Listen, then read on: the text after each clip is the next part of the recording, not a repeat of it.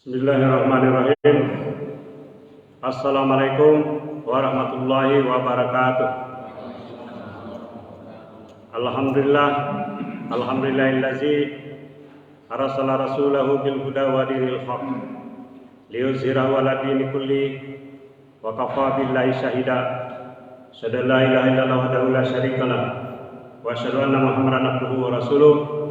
Allahumma shalli wa sallim ala nabiyyina Muhammadin wa ala alihi wa sahbihi wa tabi'in ajma'in. Qala Allah ta'ala fi kitabil karim, a'udzu billahi minasyaitonir rajim.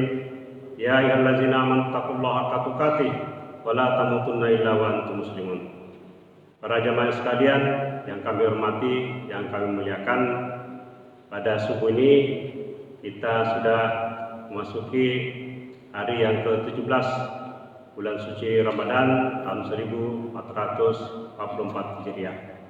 Alhamdulillah kita semua hadir di sini di Masjid Ar-Rahmah 2 sudah melaksanakan salat subuh secara berjamaah, dan kita lanjutkan lagi dengan pengajian spesial di bulan suci Ramadan yang ketiga, setelah kita pada yang pertama membahas tentang kisah Ashabul Kahfi dan hikmah-hikmahnya, dan yang kedua juga di surah Al-Kahfi tentang pemilik kebun, ditambah dengan kisah kaum Sabah yang sudah negerinya baldatun thayyibatun wa rabbun ghafur, tapi karena tidak mensyukuri nikmat, merasa bahwa apa yang diusahakannya itu berasal dari diri mereka sendiri, sehingga diberikan bencana oleh Allah Subhanahu wa taala dengan banjir bandang dan meruntuhkan bendungan sehingga mereka menjadi jatuh miskin.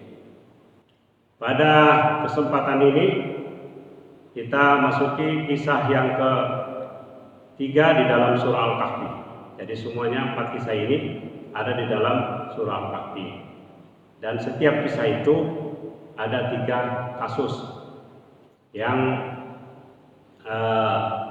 misalnya yang kisah pertama Ashabul Kahfi, ada 3 pendapat yang berkembang berkaitan dengan jumlah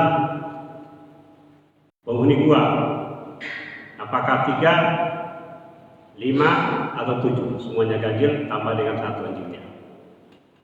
Nah, yang subuh ini para jamaah sekalian yang saya hormati, dan juga saudara-saudara semua yang bisa online, baik dari warga Grand Forest, saya lihat ini ada dari Grand Forest, ada dari Papua nih, biasanya dari Kalimantan dan lain sebagainya. Ucapkan selamat bergabung di pengajian spesial Ramadan. Jadi pada subuh ini kita mengangkat kisahnya Nabi Musa alaihissalam bersama dengan Khidir pemuncak ini, dan kita bacakan ayatnya tadi mulai dari ayat ke-60 sampai seterusnya.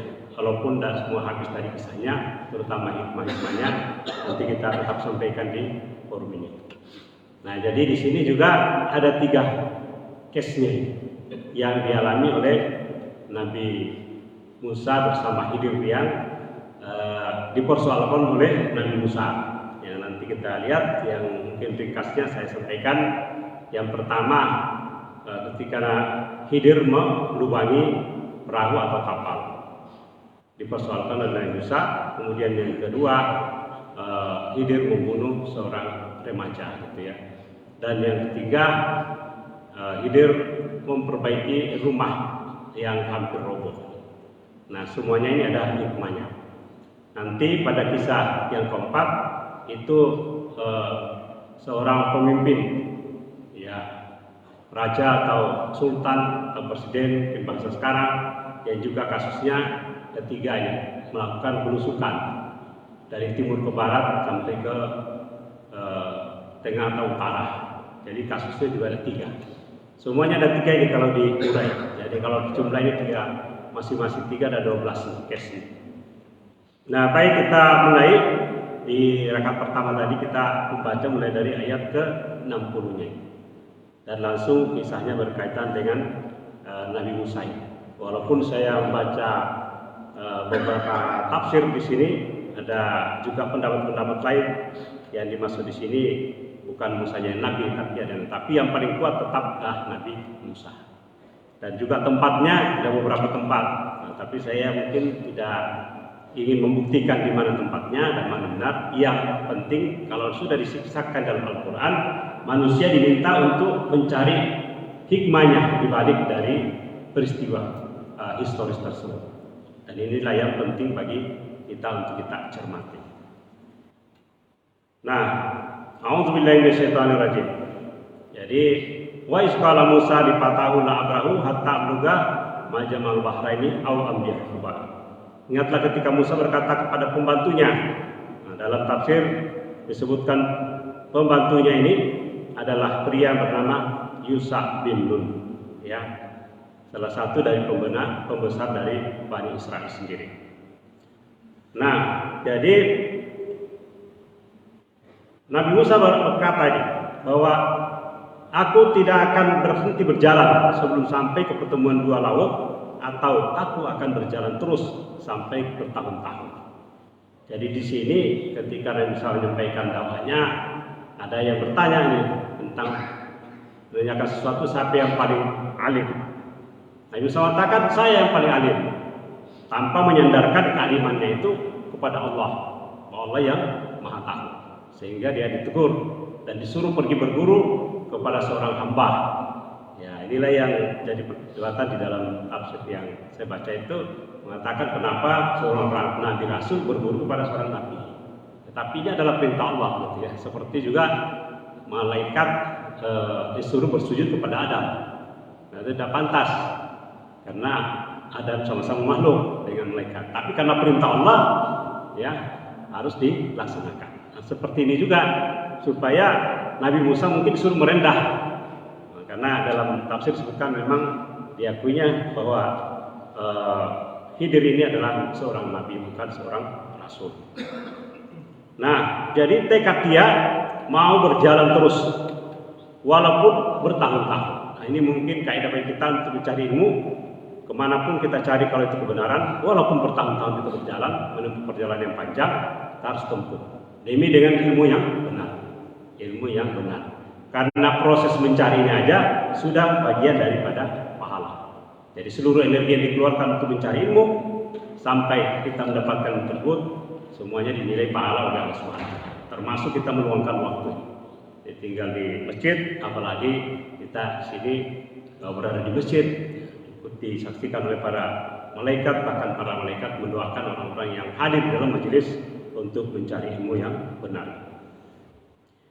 Nah, ketika sampai kepada pertemuan dua laut, mereka lupa ikannya. Nah, ini rupanya dia Ilham itu disuruh membawa ikan untuk menjadi tanda nanti. Ya, kalau ikan itu lepas melompat dan dia mengambil jalannya ke laut untuk menunjukkan bahwa di sana adalah tempat kamu menuntut ilmu ini. Dan tempat yang dimaksud itu ternyata adalah bahasa kita ini adalah muara sungai, pertemuan antara dua sungai. Ketika mereka melewati tempat itu, Musa berkata kepada pembantunya, jadi dia setelah menempuh jalan yang panjang, bawalah kemari makanan itu. Ya. Jadi setelah dia menempuh jalan yang panjang, dia mampir di satu sekitar muara sungai, kemudian dia istirahat dan sudah lapar dan minta kepada pembantunya Yusha bin Nun tadi untuk memberikan makanannya. Nah, kalau dipatahu artinya ada anak lakada lakina min safarina hasanah sabah. Bawalah kemari makanan itu, sungguh kita benar-benar telah merasa letih atau lapar karena perjalanan yang jauh. Nah, tapi pembantunya menjawab ini, qala araita iz awaina ila sahrati fa inna nasitul hud. Tahukah engkau ketika kita mencari tempat berlindung di batu tadi, setelah dia jalan lagi, ya, dia baru sampaikan bercerita tentang ikan itu. Sesungguhnya aku lupa katanya bahwa ikan itu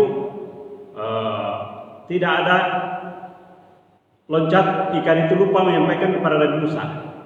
Dan dia mengatakan tidak ada yang membuatku lupa untuk mengingatnya kecuali setan. Jadi setan itu senantiasa hadir juga untuk para penuntut ilmu ini mencari. untuk menggoda ya. Kamu gak usah ikuti pengajian misalnya ini kamu biasa lebih enak tidur di rumah, atau mungkin syukur-syukur udah mengaji gitu ya, tadarus mungkin teruskan. Tapi yang lain-lainnya ini banyak godaan ini kalau mencari ilmu ya, karena saya lihat juga sejak COVID mahasiswa saya ini ada penurunan semangat spirit untuk mencari ilmu. Ini perlu dibangkitkan lagi karena pengaruh ini hanya kalau online banyak yang tidak online, kalau datang di kampus banyak yang berhalangan, macam-macam alasannya dan seterusnya ini. Jadi semangat itu harus tetap digalakkan. Dan ikan itu sudah mengambil jalannya sendiri ke laut dengan cara yang aneh, meloncat terus merayap. Dia lupa menyampaikan kepada Musa bahwa ikan itu sudah pergi gitu ya. Dan Musa berkatanya, kala zalika makunat tabagi fartadda ala asari makasasa. Itulah katanya tempat yang kita cari itu. Lalu keduanya mengambil menyusuri kembali ke semula. Jadi sudah pergi jauh lagi, balik lagi ke tempat yang tadi demi untuk mencari ilmu. Tidak ada isu kalau gitu kita pergi aja gitu ya. Ini sudah ditakdirkan kita tidak bisa ketemu sama Khidir ini ya. Tapi dia kembali lagi mencari yang tempat. Maka dia bertemu wajada abdan min ibadina atainahu rahmatan. Nah, ini yang menarik di sini. Jadi ilmu itu adalah rahmat. Lalu mereka berdua bertemu dengan seorang dari hamba-hamba kami yang telah kami anugerahi rahmat. Apa rahmatnya ini? Ya, min ibadina atainahu sudah didatangkan diberikan kepadanya rahmat. Min indina dari Allah maksudnya, wa allamnahu min ladunna ilma. Ya, jadi Allah menganugerahi rahmat kepadanya dari sisi kami. Kami telah mengajarkan ilmu kepadanya dari sisi kami. Ya, wa allamnahu min ladunna ilma. Jadi ilmunya itu langsung dari Allah. Berarti setara dengan ilmunya tadi kalau diberi wahyu kepada Musa. Ini juga dapatkan wahyu ilmu ini. Dan ilmu ini mungkin menggemparkan sejagat kalau ini dipakai, karena pasti tidak masuk akal gitu ya. Ya, artinya orang tercengang-cengang. Musa pun sangat tercengang. Apa ini? Karena ini bergurunya langsung bersama-sama. Nah, ini berarti mencari ilmu itu hidup bersama guru. Berarti benarlah orang di pondok-pondok ini. Jadi ikuti terus gurunya supaya jadi teladan ini kan. Karena kalau beberapa jam sama guru sudah itu hilang lagi gitu ya. Tapi kalau bersama guru, hidup bersama guru, karena guru itu teladan. Nah, ini mungkin yang kurang juga di kalangan kita ini. Ilmu yang tidak berasuayu sering-sering kali ya orang yang kita pelajari ilmunya itu tidak layak untuk diteladani dengan berbagai macam sifat yang buruk, baik terhadap perlakuan sesama, mungkin di keluarganya, mungkin di lain tempat. Ya, mereka mungkin berbuat yang Allahnya tidak benar. Nah, ini guru ini harus menjadi teladan. Karena kalau tidak jadi teladan, wah, bisa contoh yang buruk bagi. Nah,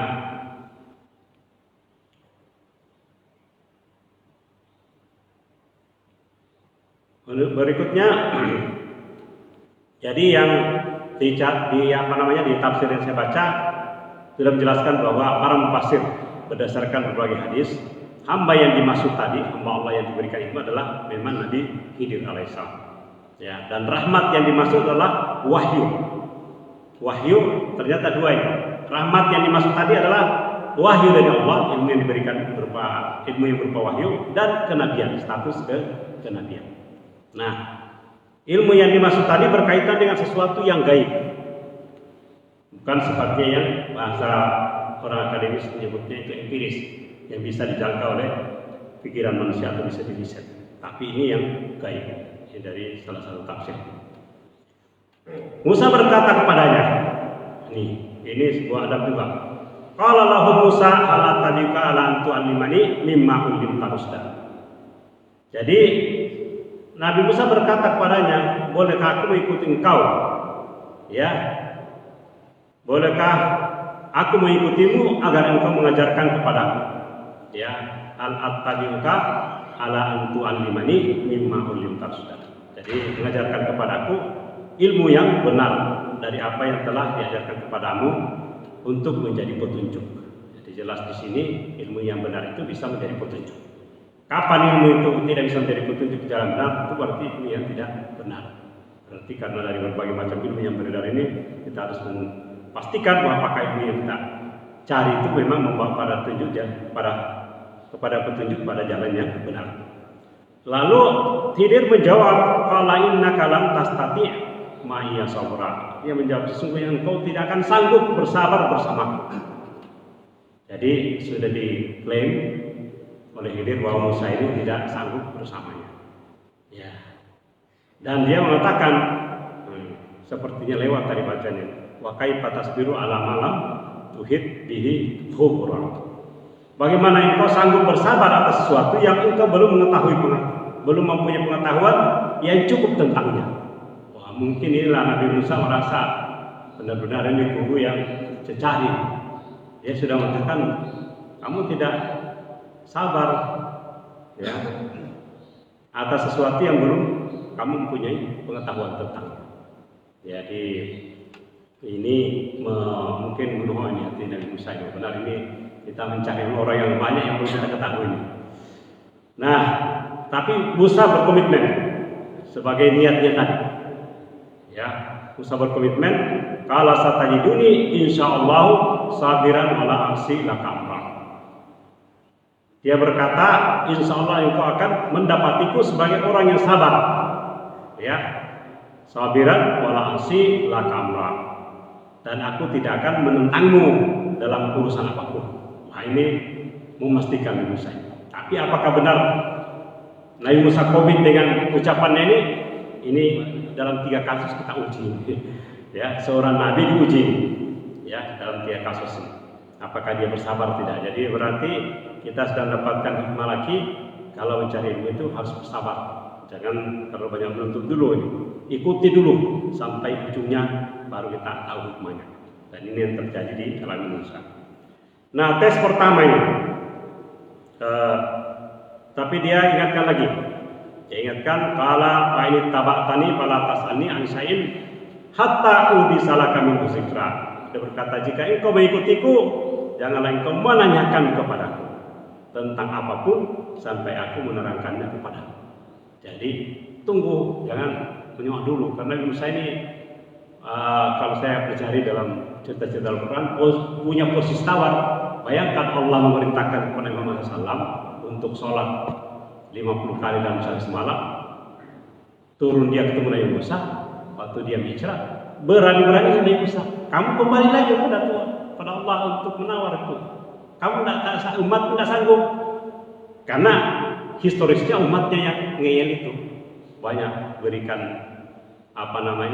keutamaan ya pada masa itu, tapi selalu mengingkari. Mungkin ini juga berdasarkan pengalaman historisnya Nabi Musa dengan umatnya sehingga menawar itu. Nah, ini jadi Musa paling banyak diceritakan dalam Al-Quran dari kisah-kisah para nabi karena banyak peristiwa yang dialami. Jadi dia sudah mengaku tidak akan menentang dalam urusan apapun. Nah, dan dia sudah diingatkan jangan menanyakan sesuatu sampai Khidir sendiri yang menerangkan. Nah, tes pertama ini. Tes pertamanya adalah pantalaka hatta iza rakiba fisafinati harakaha. Ala haraktaha itu berikan Allah laka dajita syai'an imra. Tes pertamanya ketika dia sudah mulai berjalan bersama-sama. Jadi dia Musa mengikuti Khidir bersama dengan Ishak Nun tadi. Berjalan keduanya hingga ketika menaiki perahu. Ada yang menyebutkan juga kapal nih. Dia Nabi Khidir mau lubanginya. Dia mau lubanginya. Ya. Harakah dia melubanginya. Lalu langsung Nabi Musa berkata, "Qala haraktaha itu berikan Allah laka dajita sayan imra." Langsung pikiran bahasa empirisnya tadi Musa melihat kenyataan bahaya nih. Dia Musa berkata, "Apakah engkau melubanginya untuk menenggelamkan penumpangnya?" Langsung berpikir Musa ini kalau dilubangi bocor bisa tenggelam kapal ini. Ya. Sungguh engkau telah berbuat sesuatu kesalahan yang besar. Wah, tadi sudah berjanji akan sabar, tidak menyoal. Kes pertama langsung dia menuduh Khidir telah berbuat kesalahan yang besar. Laka dajita sayan imroh. Urusan yang besar yang dia lubangi bisa lupa, bisa tenggelam ini. Ini diingatkan. Kalau alam akul innaka lan tastati'a ma'i sabra, dia berkata, bukankah sudah kukatakan. Ini diperhatikan kalimat, saya memperhatikan kalimatnya 3 ini berturut-turut. Penekanannya berbeda-beda. Kalau alam akul innaka lan tastati'a ma'i sabra. Bukankah sudah kukatakan bahwa sesungguhnya engkau tidak akan sanggup bersabar bersama. Nah, sudah dikembalikan lagi kalimatnya tadi, dia berjanji akan bersabar. Ternyata tes pertama langsung gagal. Kalau guru dosen yang kejam ini, udah kamu pergi aja, tidak usah ikut lagi. Tapi masih diberi kesempatan. Nah, karena dia mengaku ini, dia berkata, Musa berkata, "Qala la tu'ahizni bima nasitu wa la tu'idni min amri usra." Janganlah engkau menghukumku karena kelupaanku, dan janganlah engkau membebaniku dengan kesulitan dalam urusanku. Wah, Musa berargumen dilupai. Bahasa lupa ini banyak ini, apalagi kalau kita melakukan pelanggaran di jalan. Wah, ketemu pasti polisi, alasan pengendara ini lupa bawa suratnya, SIM-nya dan seterusnya gitu ya. Itu bagi mereka sudah hafal, pasti katanya lupa gitu ya, lalai. Nah, sudah. Nah, di tes pertama ini sebenarnya sudah dipersoalkan, tapi dia berjalan lagi.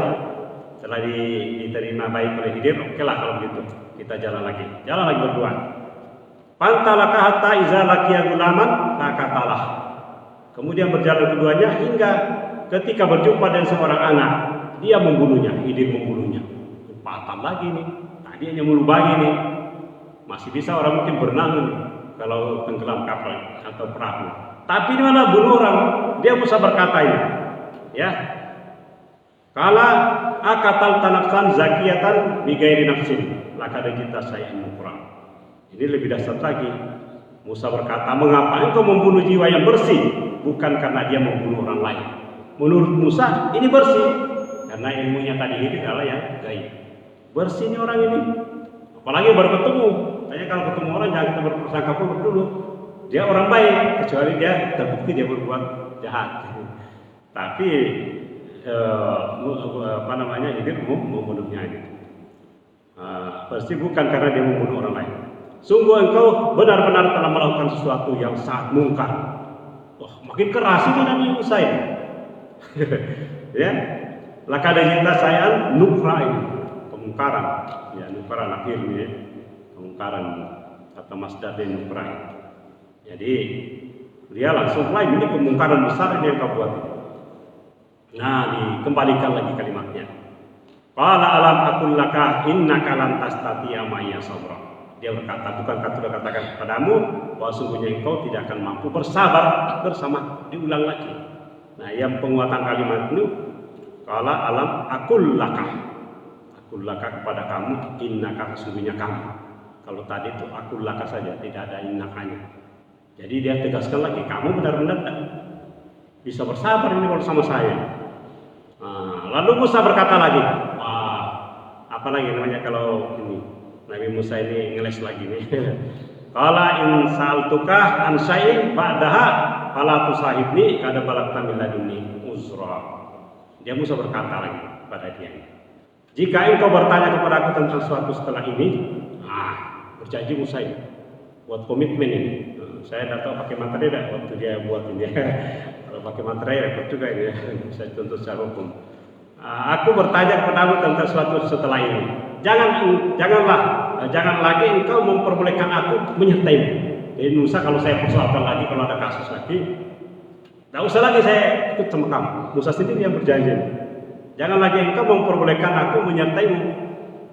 Ya, kada balakta min laduni usra. Sebenarnya engkau telah mencapai batas kewajaran ya dalam memberikan uzur maaf kepadaku.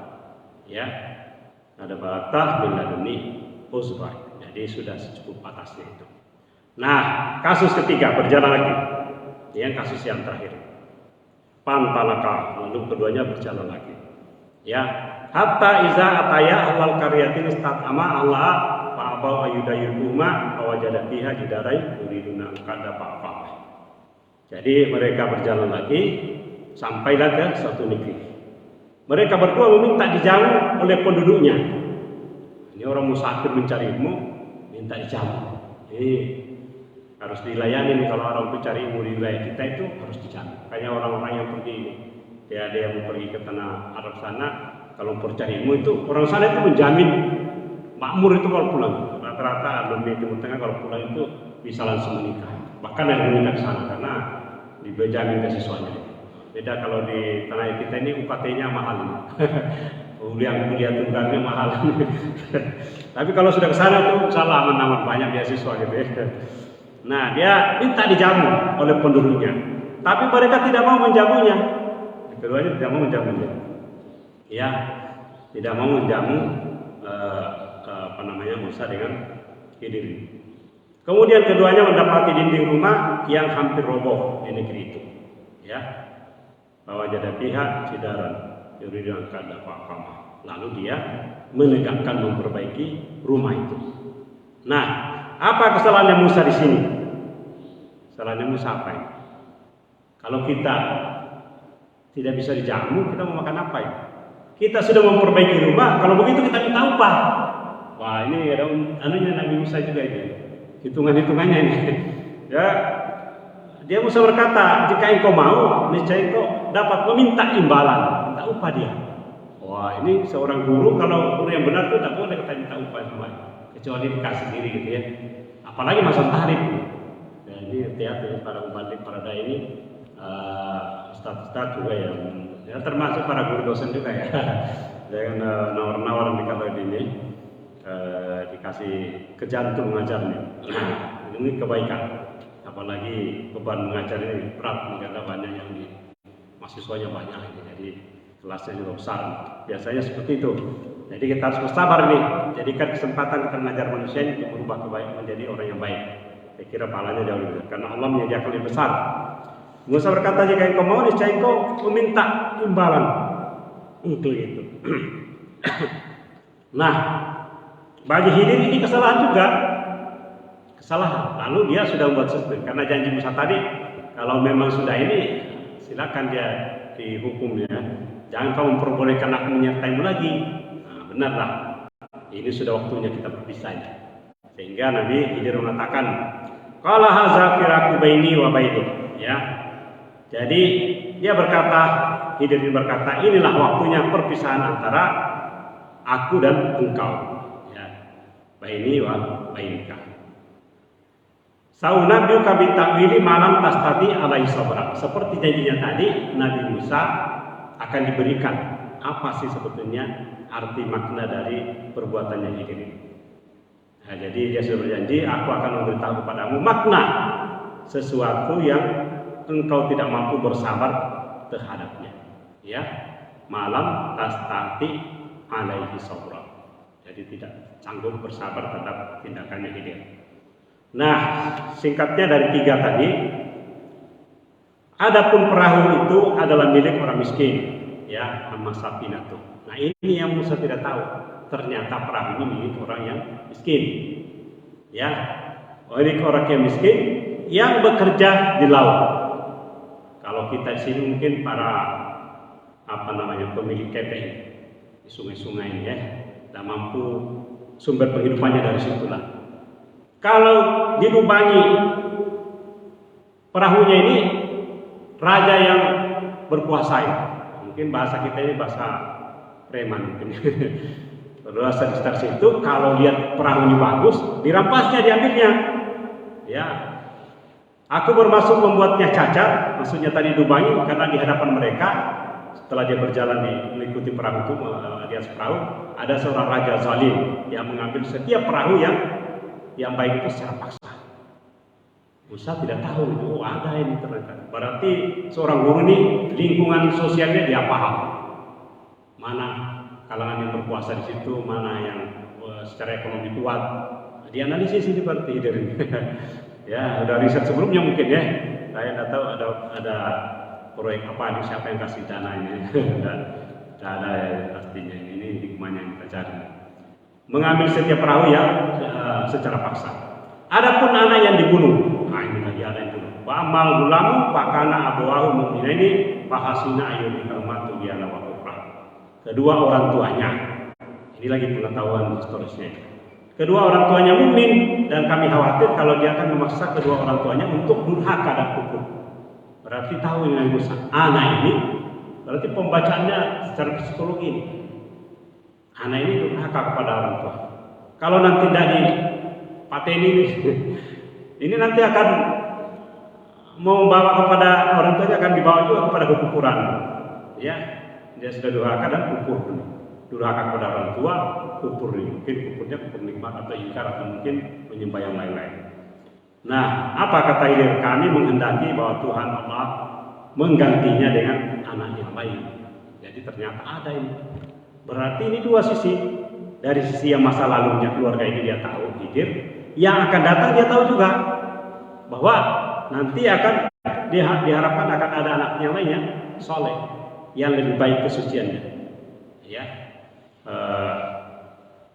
khairan minhu, lebih baik daripada yang anak yang sudah dibunuh tadi, daripada kesuciannya daripada anak yang tadi, dan lebih sayang kepada ibu bapaknya. Wa akrabah ruhmah, dia lebih dekat dan lebih sayang pada orang tuanya. Itulah maksudnya. Yang terakhir, adapun dinding rumah milik dua anak yatim tadi di kota dan di bawahnya tersimpan. Nah, ini juga Musa tidak tahu.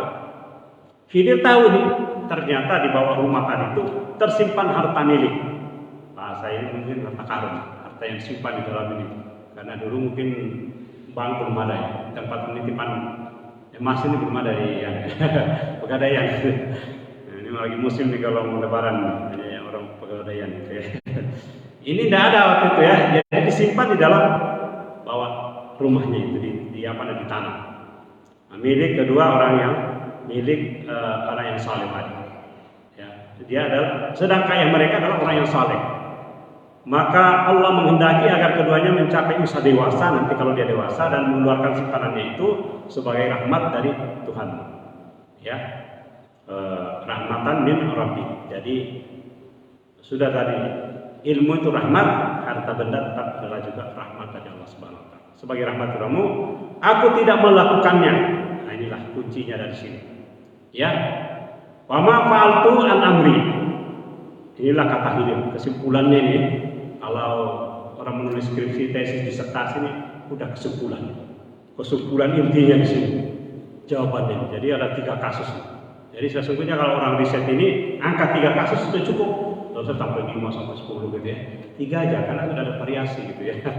Ini bahasa riset ini orang tinggi. Kalau memang dalam Al-Quran ini kalau orang belajar ini kan biasa memberi banyak pelajaran kepada kita.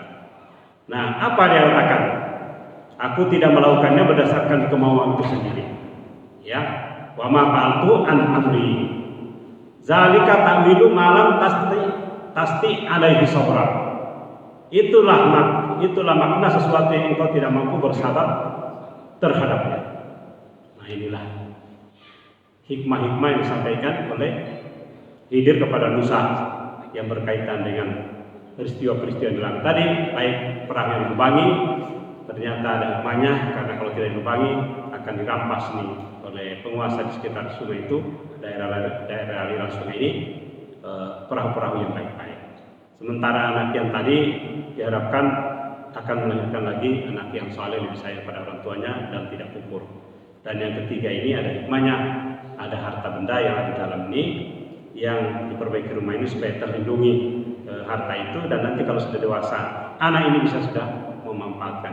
Kalau sudah kelihatan pasti dikejar orang, karena banyak orang meninggal sudah fakir miskin, keluarganya sendiri ingin bukannya mau membantu melindungi, tapi menanya-nanya juga harta apa aja yang bisa diwariskan, dibagi-bagi gitu ya. Ini bukan mau ditolong malah ya, itu banyak kejadian seperti itu. Nah, jadi makna-makna tadi yaitu kita mencari ilmu dengan sabar. Kemudian jangan kita melihat sesuatu itu hanya di permukaannya, pasti ada di belakangnya yang tersurat, ada yang tersirat dari yang tersurat. Kemudian kita harus juga melihat lingkungan sekitar, lokal, juga memperhatikan historisnya, masa lalunya, juga memperhatikan ke depannya, ya, ke depannya. Nah, inilah kira-kira hikmah-hikmah yang kita peroleh dari kisah Nabi Musa alaihissalam berguru pada Khidir, dan kita sudah sampaikan bahwa tidak ada kisah dalam Al-Quran yang tidak disisahkan kecuali akan menjadi mau'izah, menjadi pelajaran yang sangat berharga, menjadi hikmah bagi para orang yang mentadabburi Al-Qur'an. Demikian kurang lebihnya dengan dimaafkan pada para jamaah sekalian dan juga pada hari yang bisa mengikuti baik sekarang maupun nanti saya ikuti di YouTube. Semoga pertemuan kita hari ini bisa membawa berkah dan insya Allah kita akan berjumpa lagi pada episode terakhir tentang kisahnya Zulkarnain. Mari kita tutup dengan doa kafaratul majelis. Subhanakallahumma wa bihamdika asyhadu an la ilaha illa anta astaghfiruka wa atubu ilaik. Assalamualaikum warahmatullahi wabarakatuh.